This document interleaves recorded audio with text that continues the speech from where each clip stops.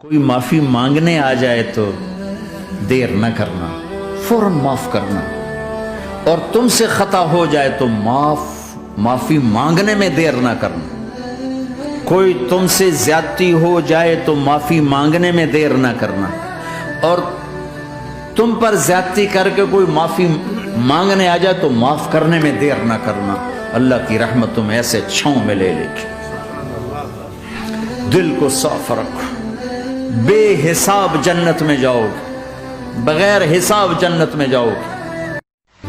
کسی کی مجبوریوں پر مت ہنسیے، کیونکہ مجبوریاں کوئی خرید کے نہیں لاتا، اور ڈریے برے وقت کی مار سے، کیونکہ برا وقت بتا کر نہیں آتا۔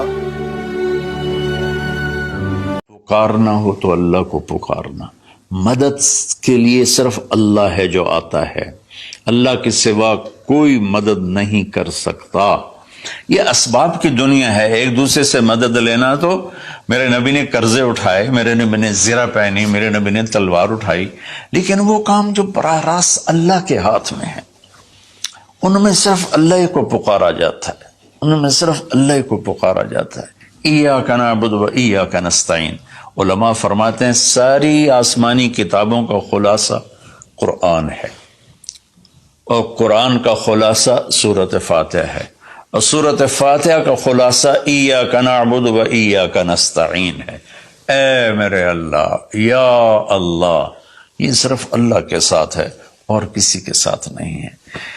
تو پھر اللہ تبارک و تعالیٰ، چونکہ میں نے صبح کی نیند انسان کے ارادوں کو کمزور کر دیتی ہے۔ منزلیں حاصل کرنے والے کبھی دیر تک نہیں سوتے، وہ لوگ آگے بڑھ جاتے ہیں جو سورج کو جگاتے ہیں، اور وہ لوگ پیچھے رہ جاتے ہیں جنہیں سورج جگاتا ہے۔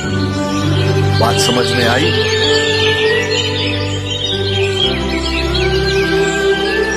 اپنے رشتوں کو عزت دو، اپنے جہاں کوئی استاد شاگرد کا رشتہ، بہن بھائی کا رشتہ، خاوند بیوی کا رشتہ، پڑوسی کا رشتہ، اللہ کے واسطے زبان اسے احتیاط سے استعمال کرو، اسے خوبصورت کر کے استعمال کرو۔ کبھی وہ اونچ نیچ ہو جائے، معافی مانگ لو، توبہ کرو، اللہ بھی معاف کر دینے والا۔ دنیا کی ساری اولادیں میری ایک بات یاد رکھیں، ماں باپ کے مرنے کے بعد وراثت میں ہمیشہ سونا اور چاندی نہیں ملا کرتے، کبھی کبھی ذمہ داریاں بھی ملا کرتی ہیں۔ سونا اور چاندی تمہیں عیاش بنا سکتی ہے، لیکن ذمہ داریاں تمہیں ایک اچھا اور ذمہ دار انسان بناتی ہے۔ تو اس کو بھی ذمہ داری کے ساتھ اور خوشی کے ساتھ نبھا لیا کرو، تاکہ تمہارے ماں باپ اور تمہارے ماتا پتا، ان کی روحوں کو، ان کی آتماؤں کو شانتی اور سکون مل سکے۔ بات سمجھ میں آئی؟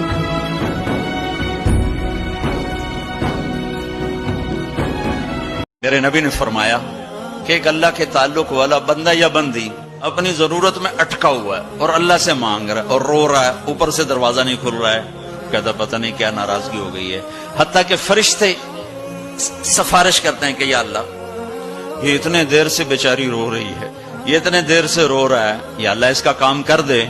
تو اللہ تعالیٰ فرماتے احب ان اسمع حنینہ، مجھے اس کا رونا بڑا پیارا لگ رہا ہے، میں چاہتا ہوں کچھ اور رو لے۔ دے دیا تو پھر کہیں رونا، لہذا میں چاہتا ہوں تھوڑا یہ رو لے، اس لیے لیٹ ہو رہا ہے، اس لیے لیٹ نہیں ہو رہا کہ میں ناراض ہوں۔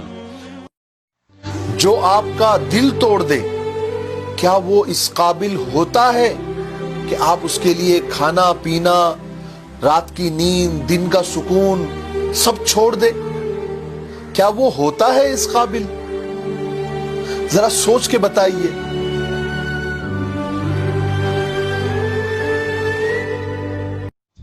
موسیٰ علیہ السلام نے پوچھا یا اللہ، تیرے ناراض ہونے کی نشانی کیا ہے، کہ ہمیں کیسے پتہ چلے کہ تو ناراض ہے؟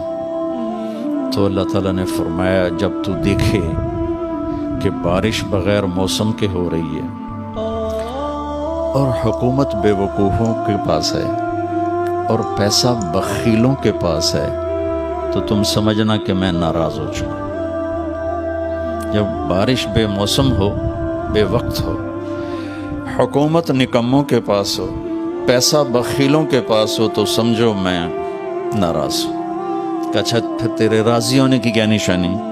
کہ جب تو دیکھے کہ بارشیں موقع پہ ہوتی ہیں اور حکومت عقل مند سمجھدار لوگوں کے ہاتھ میں ہے اور پیسہ سخیوں کے ہاتھ میں ہے، تو سمجھو کہ میں راضی ہوں۔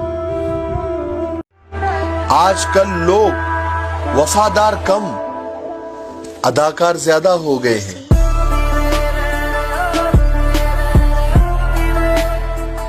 10 بیٹوں کی شادی کرو، 10 بیٹوں کی شادی کرو، 10 بیٹوں کی شادی کرو، اجر ہے، جنت کا وعدہ کوئی نہیں۔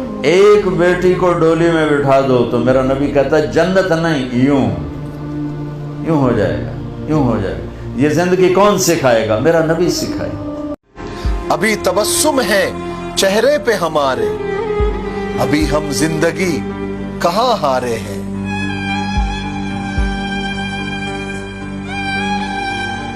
میرے نبی کا فرمان ہے، جس نے صبح صبح ماں باپ کو صرف ایسے جا کے دیکھا، ان کے کمرے میں گیا اور دیکھا اور چلا گیا، نہ سلام کیا نہ حال پوچھا، جنت میں 2 دروازے اس کے لیے کھل جاتے ہیں۔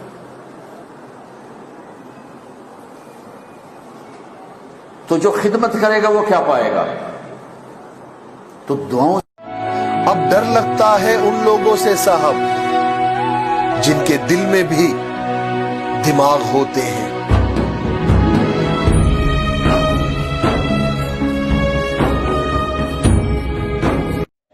میرے نبی نے فرمایا اسلام کا سب سے مضبوط عمل بتاؤ؟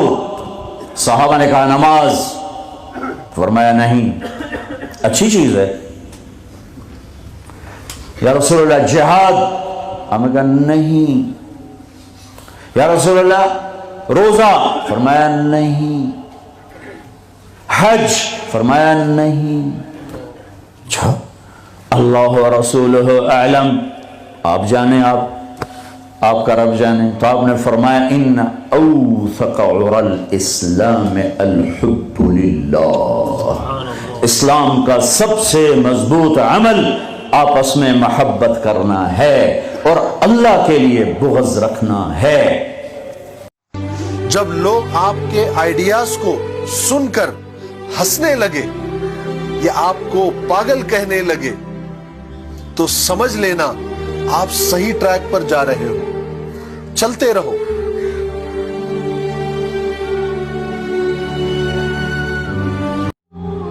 جھوٹ بولنے والا یزید کی صف میں کھڑا ہوا ہے، گالی دینے والا یزید کی صف میں ہے، رشوت کھانے والا، سود کھانے والا، شراب پینے والا، زنا کرنے والا، چوری کرنے والا، ڈاکہ ڈالنے والا، ماں باپ کی نافرمانی کرنے والا، ماں باپ کو دکھ دینے والا، مسلمانوں کو بے عزت کرنے والا، ان کے حق پہ ڈاکہ ڈالنے والا، یہ سب یزید کی صف میں کھڑے ہوئے ہیں اور آندن یا حسین یا حسین، حسین زندہ باد، یزید مردہ باد۔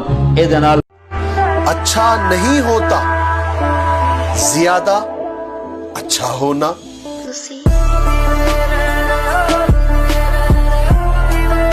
غصے میں بھی سنبھل کے بولیں کہ نہ بعد میں پچھتانا پڑے، نہ بعد میں معذرت کرنی پڑے، نہ اللہ کی بارگاہ میں مجرم ہو کے کھڑے ہوں کہ ایک زبان کا بول جہنم کی وادیوں میں پھینک دیتا ہے اور ایک زبان کا بول جنت کے عالی شان درجات تک پہنچا دیتا ہے۔ اس کو غیبت سے صاف کر۔ اگر آپ اپنے گھروں میں خوشی دیکھنا چاہتے ہیں تو اپنے گھر کی نجی مجلس میں بھی غیبت کو ختم کر دیں۔ اب بچے بیٹھے ہیں، بیوی ہے، خامد ہے، ماں ہے، باپ ہے، بہن بھائی بیٹھے، سارا دن جو بولنا ہے بولو، غیبت نہ بولو، کسی کی برائی نہ بولو، کسی کو برائی مت سنو، کسی کی برائی مت بولو۔ آپ کے دلوں کو اللہ سکون دے دے، نہ دیکھو، نہ بولو، نہ سنو۔ آج کل شریف وہی ہے جس کی حرکتیں لوگوں سے چھپی ہوئی ہے۔